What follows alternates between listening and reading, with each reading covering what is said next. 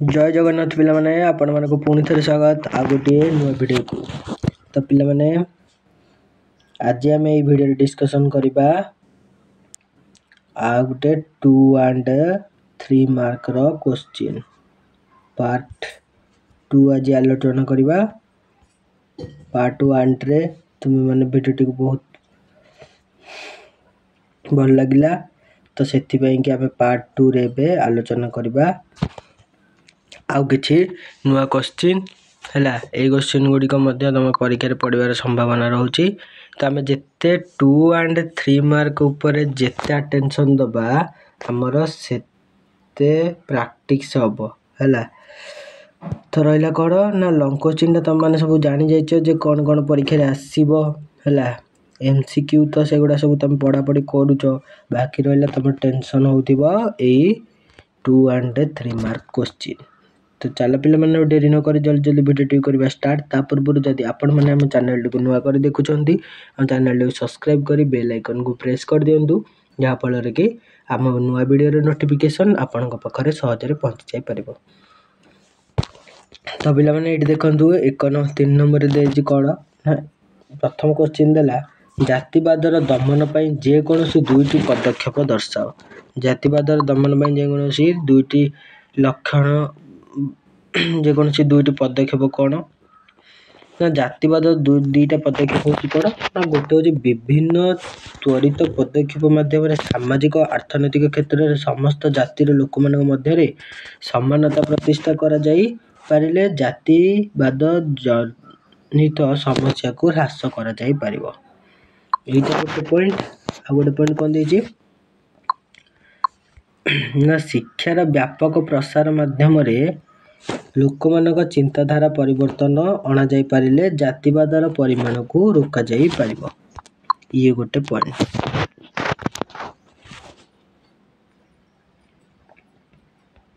त पिला माने तमर दुईटी पॉइंट देखिलो।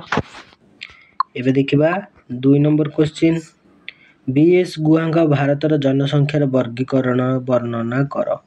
बीएस गुहांगर वर्गीकरण को तो वर्णना करि परिबो तुम माने समस्त खाली तार पॉइंट गुडा को लिखि दो। 2 मार्क रे तार पॉइंट गुडा को लिखिबो आउ जदी लॉन्ग क्वेश्चन रे एटा पडिला ताले पूरा ताको एक्सप्लेन करिया पे कि पडिबो हैला। तापरे सी क्वेश्चन तरवात रो केतक लक्षण लेख। एटा पिला माने तरवात लिखि छै, एटा तरवात हबनी, एटा हबो तारवाड तारवाड हबो हैला। सेटा भूल लिखि दिछि तरवात। तो तारवाड रे केतक लक्षण कोन ना केरल रो नार मानक मध्य प्रचलित मातृस्थानिक हिंदू यौथ परिवार रे तारवाड देखा जानती हैला। तारवाड रे समस्त महिला पुरुष सदस्य संपत्ति रे अधिकारी अटंती। कर्णबाण वयोज्येष्ठ पुरुष सदस्य तारवाड रो परिचालक अटंती हैला। आकार वृद्धि दृष्टिकोण तारवाड समानुपातिक विभाजन हेले प्रत्येक अंश को टाभाजी नाम रे नामित करा जाय हैला। ताले टाभाजी कोन जानिलो हैला। तारवाड रो प्रत्येक अंश को टाभाजी कहै जाय हैला। तापरे देखो पिला माने देला तेभागा आंदोलन रो कारण गुडिक दर्शाओ। तेभागा आंदोलन रे मुख्य कारण गुडिक हैला कोन कोन पिला माने ना तेभागा आंदोलन मुख्य कारण गुडिक हैला जागीरदारी उच्छेद करिबा, आउट होची फसल उत्पादन रे प्रचलित अधा भाग स्थान रे जमी मालिक को 3 भाग रु 1 भाग देबा, आमदानी हेउतिबा फसल जमी मालिकंको खळा रे न रखी भाग चाषींको खळा रे रखिबा, भाग जमीर रसीद प्रदान करिबा ओ जमी मालिक मानकर समस्त प्रकार जुलुम एवं शोषण बंद करिबा इत्यादि हैला। तापर पिला माने नेक्स्ट क्वेश्चन देखिबा। ता पिला माने ई नंबर क्वेश्चन देखो। ई नंबर क्वेश्चन कोन देला जातिर दुईटी लक्षण दर्शा। जातिर दुईटा लक्षण लिखि दबो। गोटे होची जाति व्यवस्था रे विभिन्न जाति सदस्य मानक मध्ये सामाजिक धार्मिक क्षेत्र विविधता परिलक्षित होइते। आ गोटे होची कोन ना अंतर विवाह ଜାତି ପ୍ରଥାର ମୁଖ୍ୟ ଲକ୍ଷଣ ଅଟେ। ପ୍ରତ୍ୟେକ ଜାତି ବା ଉପଜାତି ନିଜ ସମୂହ ମଧ୍ୟରେ ବିବାହ କରିବା ବାଧ୍ୟ ହୋଇଥାନ୍ତି। ହେଲା, ଦୁଇଟା ଯାକ ଟିକେ ଏକ୍ସପ୍ଲେନ୍ କରିକି ଲେଖିଦେବ, ଦୁଇଟା ଯାକ ପଏଣ୍ଟ। ତାପରେ ଗ୍ରାମ୍ୟ ପୌର ସମୁଦାୟ ମଧ୍ୟରେ ଦୁଇଟି ପ୍ରଭେଦକୁ ଉଲ୍ଲେଖ କର। ଗ୍ରାମାଞ୍ଚଳରେ ଦରିଦ୍ରତା ହାର ସହରାଞ୍ଚଳର ଅପେକ୍ଷାକୃତ ଅଧିକ। ସ୍ୱାସ୍ଥ୍ୟର ସମସ୍ତ ସୂଚକରେ ଗ୍ରାମାଞ୍ଚଳର ଅନେକ ପଛରେ ରହିଅଛି। ହେଲା, ପିଲାମାନେ ଏତିକି ଯେତିକି ମୁଁ କୋଶ୍ଚିନ୍ ତମମାନଙ୍କୁ ପ୍ରୋଭାଇଡ଼ କରୁଛି 2 and 3 ମାର୍କର, ହେଲା, ଏତିକି କୋଶ୍ଚିନ୍ ଖାଲି ତମେ ମାନେ ପଢ଼ିବ, ଏକ୍ଜାମରେ ବହୁତ ବଢ଼ିଆ କରିବ। ଏକ୍ଜାମରେ ବହୁତ ପୁରା ମୁଁ କହୁଛି 100% ମୁଁ ଯେଉଁ କୋଶ୍ଚିନ୍ ଗୁଡ଼ାକ ଡିସ୍କସନ୍ କରୁଛି, ଯଦି ଏଥିରୁ 95% କୋଶ୍ଚିନ୍ ନ ଆସିଥିବ ଏକ୍ଜାମରେ, ତାହେଲେ ମୋତେ କହିବ। ତ ଭିଡ଼ିଓଟିକୁ ଜମାରୁ ବି ସ୍କିପ୍ ନ କରିକି ସମ୍ପୂର୍ଣ୍ଣ ଭିଡ଼ିଓକୁ ଦେଖ, ଭଲ ଭାବରେ ଦେଖ। ହେଲା, ପ୍ରତିଟି କୋଶ୍ଚିନ୍ ତୁମମାନଙ୍କ ପାଇଁ ଇମ୍ପୋର୍ଟାଣ୍ଟ। ତାପରେ ପିଲାମାନେ ଦେଖ, କୃଷକ ଆନ୍ଦୋଳନର ମୁଖ୍ୟ ଉଦ୍ଦେଶ୍ୟ କ'ଣ? ନା କୃଷକ ଆନ୍ଦୋଳନର ମୁଖ୍ୟ ଉଦ୍ଦେଶ୍ୟ ହେଉଛି ଭାରତରେ ସ୍ୱାଧୀନତା ପୂର୍ବର କୃଷକ ଆନ୍ଦୋଳନର ଲକ୍ଷ୍ୟ ହେଉଛି ଜମିଦାରୀ ବ୍ୟବସ୍ଥା ଉଚ୍ଛେଦ, ଅର୍ଥନୈତିକ ଶୋଷଣରୁ ସମ୍ପୂର୍ଣ୍ଣ ମୁକ୍ତି ଓ ଉତ୍ପାଦକ ଶ୍ରେଣୀ ହାତରେ ଅର୍ଥନୈତିକ ଓ ରାଜନୈତିକ କ୍ଷମତା ପ୍ରଦାନ। ସ୍ୱାଧୀନତା ପରର କୃଷକ ଆନ୍ଦୋଳନର ଲକ୍ଷ୍ୟ ହେଉଛି କ'ଣ? ନା ମୌଳିକ ସଂସ୍କାର ପାଇଁ ସଂଗ୍ରାମ, କୃଷି ଉତ୍ପାଦନ ବୃଦ୍ଧି ପାଇଁ କୃଷିକୁ ସହାୟତା, କୃଷି ଉତ୍ପାଦନ ଓ ଶିଳ୍ପ ଉତ୍ପାଦର ମୂଳରେ ସମାନତା ଆଣିବା। ହେଲା, ତାହେଲେ କୃଷି ଆନ୍ଦୋଳନ ଦୁଇଟା ମୁଖ୍ୟ ଲକ୍ଷ୍ୟ ଲେଖିଦେଲ। ତାପରେ ଏବେ ନେକ୍ସଟ କୋଶ୍ଚିନ୍ ଦେଖ, ଜଗତୀକରଣ ପ୍ରକ୍ରିୟାର ଦୁଇଟି ସକାରାତ୍ମକ ପ୍ରଭାବ ଲେଖ। ସକାରାତ୍ମକ ପ୍ରଭାବ ଦୁଇଟା ଲେଖିବା। ସକାରାତ୍ମକ ପ୍ରଭାବ କ'ଣ? ଜଗତୀକରଣ ଦୁଇଟି ସକାରାତ୍ମକ ପ୍ରଭାବ ହେଲା ଜଗତୀକରଣ ଉତ୍ପାଦନ, ଶ୍ରମିକ ଓ ଔଦ୍ୟୋଗିକ ବିଜ୍ଞାନ କୌଶଳର ଦକ୍ଷତା ବୃଦ୍ଧି କରିବାରେ ପ୍ରମୁଖ ଭୂମିକା ଗ୍ରହଣ କରିଥାଏ। ଆଉ ଗୋଟେ ହେଉଛି କ'ଣ? ନା ଜଗତୀକରଣ ଉତ୍ପାଦନରେ କାରୀମାନଙ୍କ ମଧ୍ୟରେ ସୁସ୍ଥ ପ୍ରତିଯୋଗିତା ସୃଷ୍ଟି କରିଥାଏ, କାରଣ ଜଗତୀକରଣ ବିଶ୍ୱ ବଜାରରେ ବିକାଶ ଘଟାଇଥାଏ ଏବଂ ଉତ୍ପାଦନକାରୀମାନଙ୍କୁ ଏହି ବିଶ୍ୱ ବଜାର ପାଇଁ ଗୁଣାତ୍ମକ ଦ୍ରବ୍ୟ ଉତ୍ପାଦନ କରିବାକୁ ହୋଇଥାଏ। ହେଲା, ତାପରେ ନେକ୍ସଟ କୋଶ୍ଚିନ୍ ଦେଇଛି ସାମ୍ପ୍ରଦାୟିକତାବାଦର ଦୁଇଟି ଲକ୍ଷଣ ଲେଖ। ସାମ୍ପ୍ରଦାୟିକତାବାଦର ଦୁଇଟା ଲକ୍ଷଣ କ'ଣ? ନା ସାମ୍ପ୍ରଦାୟିକତାବାଦ ପୂର୍ବର ବଦ୍ଧମୂଳ ଧାରଣା ବା ଭ୍ରାନ୍ତ ଧାରଣା ଉପରେ ପର୍ଯ୍ୟବେସିତ ଅଟେ। ସାମ୍ପ୍ରଦାୟିକତାବାଦ ଧାର୍ମିକ ବିଦ୍ୱେଷ ଓ ପାର୍ଥକ୍ୟ ଉପରେ ପର୍ଯ୍ୟବେସିତ ହୋଇଥିବାରୁ ଏହା ଧର୍ମନିରପେକ୍ଷ ନୀତି ଓ ଜାତୀୟ ସଂହତି ବା ଏକତା ପ୍ରତିଷ୍ଠା କ୍ଷେତ୍ରରେ ଅନ୍ତରାୟ ସୃଷ୍ଟି କରିଥାଏ। ହେଲା, ତାପରେ ନେକ୍ସଟ କୋଶ୍ଚିନ୍ ଦେଖିବା। ପିଲାମାନେ ଦେଖ, ସ୍ୱାଧୀନତା ପୂର୍ବରେ ଯେକୌଣସି ଦୁଇଟି କୃଷକ ଆନ୍ଦୋଳନର ଉଲ୍ଲେଖ କର। ହେଲା, ଯେକୌଣସି ଦୁଇଟି କୃଷକ ଆନ୍ଦୋଳନ ଉଲ୍ଲେଖ କର। ଗୋଟେ ହେଉଛି ଦେଖ, ଗୋଟେ ହେଉଛି ନୀଳ ଚାଷ ବିରୋଧୀ ବିପ୍ଳବ, ଆଉ ଗୋଟେ ମୋପାଲ ବିଦ୍ରୋହ। ହେଲା, ତାପରେ ନମ୍ବର କୋଶ୍ଚିନ୍ ଦେଇଛି ଆଞ୍ଚଳିକତାବାଦ ସମାଧାନ ଲାଗି ଦୁଇଟି ପ୍ରସ୍ତାବ ଉଲ୍ଲେଖ କର। ଆଉ ଲୋକମାନଙ୍କ ମନରୁ ଅନ୍ୟ ଅଞ୍ଚଳ ପ୍ରତି ହିଂସା, ଘୃଣା, ଦ୍ୱେଷ, ପାରସ୍ପରିକତା, ଆଞ୍ଚଳିକତାବାଦର ଭାବନା ଆଦି ଦୂର କରାଇ ସେମାନଙ୍କ ମନରେ ପରସ୍ପର ପ୍ରତି ସ୍ନେହ, ଶ୍ରଦ୍ଧା, ଭ୍ରାତୃଭାବ ଆଦିର ପ୍ରସାର କରିବା ଉଚିତ। କଲେ କ'ଣ ହେବ? ନା ଆଞ୍ଚଳିକତାବାଦ କମିଯିବ। ହେଲା, ସମାନତା, ଅର୍ଥନୈତିକ ସମସୁଯୋଗ ସୁବିଧା ଆଞ୍ଚଳିକତାବାଦ ଦୂର କରିବାର ସହାୟକ ହୋଇଥାଏ। ହେଲା, ସହାୟକ ହୋଇଥାଏ। ତାପରେ ଯୌଥ ପରିବାରର ଦୁଇଟି ଲକ୍ଷଣ ଆଲୋଚନା କର। ଯୌଥ ପରିବାରର ଦୁଇଟି ଲକ୍ଷଣ କ'ଣ? ନା ଯୌଥ ପରିବାରର ଦୁଇଟି ଲକ୍ଷଣ ହେଉଛି କ'ଣ? ସହାବସ୍ଥାନ ବା ଏକତ୍ର ନିର୍ଦ୍ଦିଷ୍ଟ ଛାତ ତଳେ ବାସ ଯୌଥ ପରିବାର ଗୁରୁତ୍ୱପୂର୍ଣ୍ଣ ବୈଶିଷ୍ଟ୍ୟ ଅଟେ। ଆଉ ଗୋଟେ ବୈଶିଷ୍ଟ୍ୟ କ'ଣ? ଯୌଥ ପରିବାରର ପ୍ରତ୍ୟେକ ସଦସ୍ୟ ସ୍ନେହ, ସହାନୁଭୂତି, ଅନୁଗତ୍ୟ ଓ ସହଯୋଗୀ ମନୋଭାବ ଦ୍ୱାରା ବାନ୍ଧି ହୋଇ ନିଃସ୍ୱାର୍ଥ ଭାବରେ ନିଜର ଦାୟିତ୍ୱ କର୍ତ୍ତବ୍ୟ ପାଳନ କରିଥାନ୍ତି। ତାହେଲେ ଏଇ ଦୁଇଟା ଯାକ ହେଉଛି ଯୌଥ ପରିବାରର ଦୁଇଟି ଲକ୍ଷଣ, ଲେଖିଦେବ। ତାପରେ ଦେଖ, ନା ଅବହେଳିତ ବର୍ଗ କହିଲେ କ'ଣ ବୁଝ? ଅବହେଳିତ ବା ପ୍ରାନ୍ତସ୍ଥିତ ସମୂହ ହେଉଛି ସେହି ସମୂହ ଯାହା ସମାଜର ପ୍ରାନ୍ତରେ ସ୍ଥାନିତ ହୋଇଥାଏ ଏବଂ ସୁବିଧା ସୁଯୋଗ କ୍ଷମତାରୁ ବଞ୍ଚିତ ହୋଇଥାଏ। ପ୍ରାନ୍ତୀୟକରଣ ପ୍ରକ୍ରିୟାରେ କେତେକ ବ୍ୟକ୍ତି ପ୍ରଭାବଶାଳୀ ସାମାଜିକ, ରାଜନୈତିକ ଏବଂ ଅର୍ଥନୈତିକ ଅନୁଷ୍ଠାନଗୁଡ଼ିକ ସହିତ ଆନ୍ତଃକ୍ରିୟା ସମ୍ପାଦନ କରିବାରେ ସୁବ୍ୟବସ୍ଥିତ ସୁବିଧାର ସମ୍ମୁଖୀନ ହୋଇଥାନ୍ତି। ଶ୍ରେଣୀ, ଜାତି, ପ୍ରଜାତି, ଲିଙ୍ଗ, ବୟସ ଦୃଷ୍ଟିକୋଣରୁ ବାଛବିଚାରରେ ସମ୍ମୁଖୀନ ହୋଇଥାନ୍ତି। ହେଲା,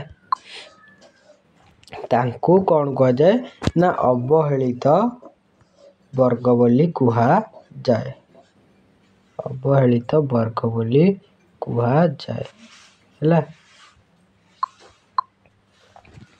ତାପରେ ପିଲାମାନେ ନେକ୍ସଟ କ୍ୱେଶ୍ଚିନ୍ ଦେଖ, ପୌର ଓ ଗ୍ରାମ୍ୟ ସମୁଦାୟ ମଧ୍ୟରେ ଥିବା ଦୁଇଟି ସମ୍ପର୍କ ଉଲ୍ଲେଖ କର। ପୌର ଓ ଗ୍ରାମ୍ୟ ସମୁଦାୟ ମଧ୍ୟରେ ଥିବା ଦୁଇଟି ସମ୍ପର୍କ ଉଲ୍ଲେଖ କର।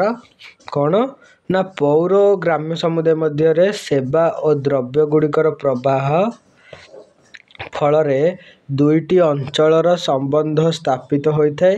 ମାନବ ସମ୍ବଳର ଦୁଇଟି ଅଞ୍ଚଳରେ କ'ଣ ହୋଇଥାଏ ନା ମାନବ ସମ୍ବଳର ବିନିଯୋଗ ସ୍ଥାନାନ୍ତରଣ ପ୍ରକ୍ରିୟା ଗ୍ରାମ୍ୟ ସହରୀ ସମୁଦାୟ ମଧ୍ୟରେ ନିରନ୍ତର ସମ୍ପର୍କ ରକ୍ଷା କରିଥାଏ। ହେଲା, ତାପରେ ଜାତୀୟ ସଂହତି କ'ଣ? ପିଲାମାନେ ମୋଷ୍ଟ ଇମ୍ପୋର୍ଟାଣ୍ଟ କ୍ୱେଶ୍ଚିନ୍, ଜାତୀୟ ସଂହତି କ'ଣ? ହେଲା, ଏଇଟା ହେଉଛି most IMP question, MIMP question. ହେଲା, ଦେଖ ଏଇ କ୍ୱେଶ୍ଚିନ୍ଟିକୁ, ଜାତୀୟ ସଂହତି କ'ଣ? ତା ଜାତୀୟ ସଂହତି ହେଉଛି ଏକ ମନସ୍ତାତ୍ତ୍ୱିକ ବା ଶିକ୍ଷକ ପ୍ରକ୍ରିୟା ଯାହାକି ଏକତାର ଏକ ସାଧାରଣ ଅନୁଭବ ଓ ଲୋକମାନଙ୍କର ହୃଦୟରେ ଐକ୍ୟ ଏବଂ ସଂଯୋଗ, ଏକ ସାଧାରଣ ନାଗରିକତ୍ୱର ଅନୁଭୂତି ଏବଂ ଦେଶ ବା ଜାତି ପ୍ରତି ଆନୁଗତ୍ୟତାର କ'ଣ ହୋଇଥାଏ ଭାବନା ଆଦି ଅନ୍ତର୍ଭୁକ୍ତ କରିଥାଏ। ଏହା ଏକ ସାଧାରଣ ପରିଚୟ ସହିତ ଗୋଟିଏ ରାଷ୍ଟ୍ରର ସମୁଦାୟ ଲୋକମାନଙ୍କର ଆତ୍ମୀକରଣକୁ ବୁଝାଇଥାଏ। ହେଲା, ତ ପିଲାମାନେ ତମ ଜାତୀୟ ସଂହତି ଯେଉଁଟା ଏଇଟା ହେଉଛି ମୋଷ୍ଟ ଇମ୍ପୋର୍ଟାଣ୍ଟ କ୍ୱେଶ୍ଚିନ୍। ହେଲା, ମୋଷ୍ଟ IMP କ୍ୱେଶ୍ଚିନ୍। ହେଲା, ୟାକୁ ମନେ ରଖ। ତାପରେ ଦେଖ ନେକ୍ସଟ କ୍ୱେଶ୍ଚିନ୍। ତାପରେ ପିଲାମାନେ ନେକ୍ସଟ କ୍ୱେଶ୍ଚିନ୍ ଦେଖ, ନେକ୍ସଟ କ୍ୱେଶ୍ଚିନ୍ ଦେଇଛି ଗ୍ରାମ ସହର ମଧ୍ୟରେ ଯେକୌଣସି ଦୁଇଟି ପ୍ରଭେଦ ଦର୍ଶାଅ। ଗ୍ରାମ ସହର ସମୁଦାୟ ମଧ୍ୟରେ ଦୁଇଟି ପ୍ରଭେଦ ଦେଖେଇବ। କ'ଣ ନା ଗ୍ରାମ ସମୁଦାୟ ପ୍ରାକୃତିକ ପରିବେଶ ଦେଖାଯାଉଥିବା ବେଳେ ସହର ସମୁଦାୟ ସାଧାରଣତଃ କୃତ୍ରିମ ଅବସ୍ଥିତ ପରିଲକ୍ଷିତ ହୋଇଥାଏ। ହେଲା, ଆଉ ଗୋଟିଏ ପଏଣ୍ଟ ହେଉଛି କ'ଣ ନା କୃଷି ଗ୍ରାମବାସୀମାନଙ୍କର ମୁଖ୍ୟ ଜୀବିକା ଅଟେ। ସାଧାରଣତଃ ସହରବାସୀଙ୍କ ଅଣକୃଷି ଭିତ୍ତିକ ବୃତ୍ତି ଯଥା ବାଣିଜ୍ୟ, ବ୍ୟବସାୟ, ଶିଳ୍ପ ଓ ଚାକିରି ପ୍ରଭୃତି ନିୟୋଜିତ ହୋଇଥାନ୍ତି। ହେଲା, ତାପରେ ଦେଖ ଦ୍ୱିତୀୟ ନମ୍ବର କ୍ୱେଶ୍ଚିନ୍ ଦେଇଛି ଶ୍ରେଣୀର ଦୁଇଟି ଲକ୍ଷଣ ଆଲୋଚନା କର। ଶ୍ରେଣୀର ଦୁଇଟି ଲକ୍ଷଣ କ'ଣ ନା ଗୋଟିଏ ହେଉଛି ଶ୍ରେଣୀ ସାଧାରଣ ଭାବରେ ଏକ ପରିସ୍ଥିତି ସମୂହ ଯେଉଁଥିରେ ବ୍ୟକ୍ତିର ଅର୍ଜିତ ଦକ୍ଷତା, ସାମର୍ଥ୍ୟ, ସମ୍ପଦ, ଶିକ୍ଷାଗତ ପରିସ୍ଥିତିକୁ ଗୁରୁତ୍ୱ ପ୍ରଦାନ କରାଯାଇଥାଏ। ଆଉ ଗୋଟେ ହେଉଛି କ'ଣ, ଦ୍ୱିତୀୟଟା ହେଉଛି ଶ୍ରେଣୀ ବ୍ୟବସ୍ଥାର ମୁକ୍ତ ସଂରଚନାରେ ବିଷମସ୍ତରୀୟ ସଞ୍ଚଳନ ସମ୍ଭବପର ହୋଇଥାଏ।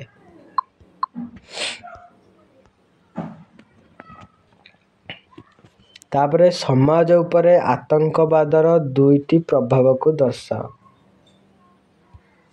ଆତଙ୍କବାଦର ଦୁଇଟି ପ୍ରଭାବକୁ ଦର୍ଶାଅ। କ'ଣ ନା ଆତଙ୍କବାଦର ପ୍ରଭାବ ଗୋଟିଏ ହେଉଛି କ'ଣ, ଆତଙ୍କବାଦ ସମାଜରେ ଆଇନ ଶୃଙ୍ଖଳା ପରିସ୍ଥିତିକୁ ବିପର୍ଯ୍ୟସ୍ତ କରିଥାଏ। ଆଉ ଗୋଟେ କ'ଣ ନା ଆତଙ୍କବାଦ ଦେଶର ଐକ୍ୟ ଏବଂ ଅଖଣ୍ଡତା ପ୍ରତି ବିପଦ ସୃଷ୍ଟି କରିଥାଏ। ହେଲା, ତାପର ନମ୍ବର କ୍ୱେଶ୍ଚିନ୍ ଦେଖ, ସାମ୍ପ୍ରଦାୟିକତାବାଦର ଦୁଇଟି ଲକ୍ଷଣ ଲେଖ। ପିଲାମାନେ ଏଇ ଯେଉଁ କ୍ୱେଶ୍ଚିନ୍ ଗୁଡ଼ାକ ଆସୁଛି ଏବେ, ଏଇଟା ହେଉଛି ତମର ଭେରି ଇମ୍ପୋର୍ଟାଣ୍ଟ କ୍ୱେଶ୍ଚିନ୍। ହେଲା, ଭେରି କ'ଣ ଇମ୍ପୋର୍ଟାଣ୍ଟ କ୍ୱେଶ୍ଚିନ୍। भेरी भेरी IMP क्वेश्चन है या पे जहाँ भी हेले तुम जहाँ मन रख न रख किंतु यही क्वेश्चन गुड़ाक सियोर मन रखिकी जाओ कहीं यही क्वेश्चन गुड़ा ही परीक्षा आसी था प्राय आंचलिकता पदर 2टी लक्षण लेख साम्प्रदायिकता पदर 2टी लक्षण लेख ये सहरीकरण सहर ग्राम भितर पार्थक्य श्रेणी और जाति भितर पार्थक्य एगुड़ा सब पड़ी था है तो आपको मन रख सांप्रदायिकता पदर 2टी लक्षण लेख कौन ना सांप्रदायिकता पदर 2टी लक्षण हूँ गोटे हूँ सांप्रदायिकता आउ गोटे हूँ विशेष भाव में पक्षपातिता भ्रांत धारणा उपर पर्यवेसित ये गोटे पॉइंट आउ गोटे पॉइंट हूँ तुम कौन ना सांप्रदायिकता निज समुदायर स्वार्थ हासिल पर हिंसा देश सृष्टि कर स्नेह श्रद्धा प्रेम को जलांजलि दे थाए माने ये सब स्नेह श्रद्धा प्रेम से किसी कर न थाए सांप्रदायिकता पद कौन कथा हिंसा देश ये सब सृष्टि करथाए है 2टी लक्षण जान तापर देख नेक्स्ट क्वेश्चन जातिवादर दूरीकरण जेकोसी 2टी पदक्षेप दर्शा जातिवाद दूरीकरण जेकोसी 2टी पदक्षेप दर्शा माने कौन ना गोटे पदक्षेप हूँ सार्वजनीन शिक्षा और जातीय भाव द्वारा जाति प्रति लोक मानकर मनोवृत्ति को परिवर्तन कर द्वितीयटी हूँ कौन ना विभिन्न जाति मध्य थिबा सामाजिक सांस्कृतिक पार्थक्य को दूर करा जाए जिबा उचित है तापर number question F number question देखिए जगतीकरण प्रक्रिया जेकोसी 2टी नकारात्मक प्रभाव को आलोचना कर नकारात्मक प्रभाव कौन 2टा हाँ पे जगतीकरण नकारात्मक प्रभाव कौन ना 2टा पॉइंट लिख 2 मार्क रे 2टा पॉइंट लिख कौन ना जगतीकरण गोटे लिख जगतीकरण धनी और गरीब राष्ट्र मान मध्य व्यवधान सृष्टि करें आउ गोटे द्वितीय नंबर पॉइंट कौन लिख ना द्वितीय नंबर पॉइंट लिख जगतीकरण मुक्त वाणिज्य व्यवसाय को प्रोत्साहित करता देख नेक्स्ट क्वेश्चन कहदेला ना कृषक आंदोलन मुख्य उद्देश्य कौन थिला कृषक आंदोलन मुख्य उद्देश्य थिला कौन समस्त प्रकार जमीदारी बादर विलोप आ गोटे हूँ कौन ना उत्पादन करुवा व्यक्ति मानकर अर्थनैतिक राजनैतिक क्षमता हासिल पाई प्रचेष्टा तापर देख स्वाधीनता पूर्वर जेकोसी 2टी कृषक आंदोलन उल्लेख करेंगे कौन ना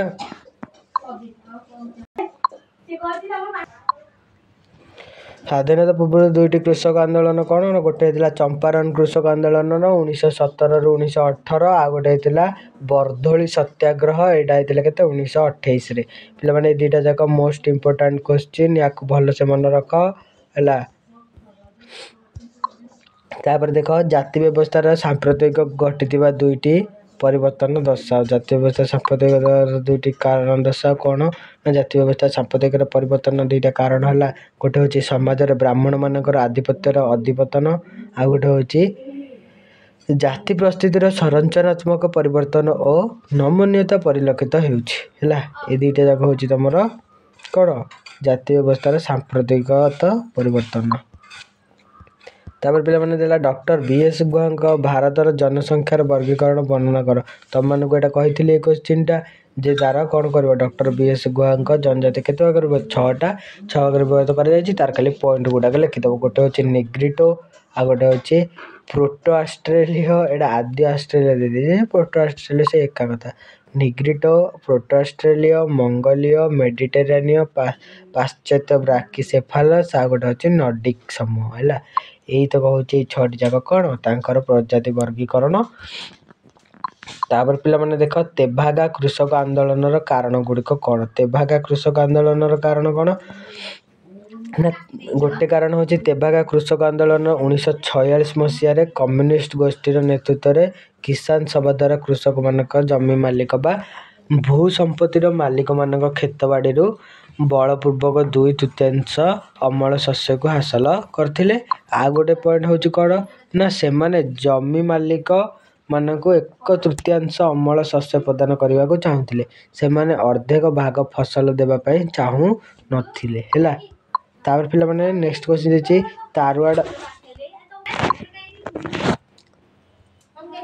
तारवाड़ केतक लक्षण दर्शा तारवाड़ केतक लक्षण कौन कौन ତାରୱାଡ଼ର 3ଟି ଲକ୍ଷଣ ହେଉଛି କ'ଣ? ତାରୱାଡ଼ ଏକ ମାତୃସ୍ଥାନିକ ଯୌଥ ପରିବାର ଯାହା କେରଳ ନାୟାରମାନଙ୍କ ମଧ୍ୟରେ ପ୍ରଚଳିତ। ସମ୍ପତ୍ତି ପରିଚାଳନା ପରିବାର ରକ୍ଷଣାବେକ୍ଷଣ ପାଇଁ ବୟୋଜ୍ୟେଷ୍ଠ ପୁରୁଷ ବ୍ୟକ୍ତିମାନଙ୍କୁ ଦାୟିତ୍ୱ ପ୍ରଦାନ କରାଯାଏ, ତାଙ୍କୁ କର୍ଣ୍ଣବାଣ କୁହାଯାଏ। ଆଉ ତୃତୀୟ ନମ୍ବରଟା କ'ଣ? ତୃତୀୟ ନମ୍ବରଟା ହେଉଛି ତାରୱାଡ଼ ପରିବାରର ଅଭିବୃଦ୍ଧି ହେଲା ଏହାର ପ୍ରତ୍ୟେକ ସମାନପାତିକ ଅଙ୍ଗକୁ ତାବାଜି କୁହାଯାଏ ହେଲା। ତାପରେ ପିଲାମାନେ ଦେଖ ଭାଷାବାଦ ସମସ୍ୟାର ସମାଧାନ ପାଇଁ ଯେକୌଣସି 2ଟି ପ୍ରସ୍ତାବ ଦିଅ। ଏଇଟା ପିଲାମାନେ ତୁମର ଆଉଟ୍ ଅଫ୍ ସିଲାବସ୍ କ୍ୱେଶ୍ଚିନ୍ ଅଛି ହେଲା। ଏଇଟା ଆଉଟ୍ ଅଫ୍ ସିଲାବସ୍, ଏଇଟା ପଡ଼ିବ ନାହିଁ।